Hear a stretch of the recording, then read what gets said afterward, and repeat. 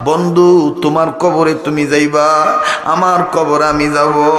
তোমার কবরে আমি যাব না, আমার কবরেও তুমি যাইবা না। ও বন্ধু, কেন তোমার চোখের পানি আসবে না? এই দুনিয়া তো থাকার জায়গা না, এই দুনিয়ায় কেউ চিরদিন থাকতে পারবে না। আমার বাইরা রে, যে ছেলে মেয়ের জন্য তুমি রাত দিন নামাজ কাদা করে কামাই রুজি রোজগার করতে যাও, মরিয়া দেখো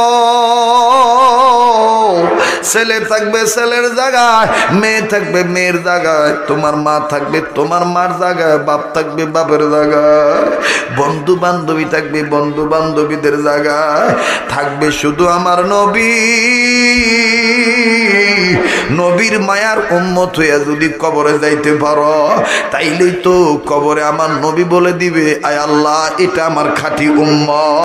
আল্লাহ না করুন যদি এই দাড়ি কামাইয়া নামাজ কাজা করিয়া গুনাহ কবিরা করিয়া যদি তুমি মরিয়াই যাও,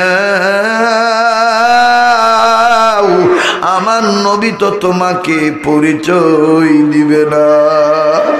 আর নবী যদি তোমাকে না চিনে, তাইলে তোমার উপায় কি, আমার উপায় কি? যুবক, তোমার কি একটু লজ্জা করে না? ভাই, আমি তোমাকে হাসানোর জন্য আসি নাই, আমি আমার চিন্তা নিয়ে ব্যস্ত, আমি আমার নিয়ে ব্যস্ত। আগামী বছর আমি আর জীবনে বাঁচিয়ে নাও থাকতে পারি। ও বন্ধু, তোমার মতন কত যুবক তো রোড অ্যাক্সিডেন্টে মারা গেছে, কত যুবক বিদেশে যে মারা গেছে। দেখ রে যুবক, এক ফুটা চোখের পানি পড়েনি, তুই একটু নবীর মায়ার উম্মত তুই কাঁদতে পারস নি? কান্না না আসলো কান্নার ভান করবি, তাও আমার মাওলা তোর পক্ষে রাজি হইয়া মাফ করিয়া দিতে পারে। যুবক, তোমার গুনার খবর তুমি জানো, আমার গুনার খবর আমি জানি। একটু মোহাব্বত করে আমার মালিককে ডাক দাও না, বলো না আল্লাহ, আবার বলেন না আল্লাহ।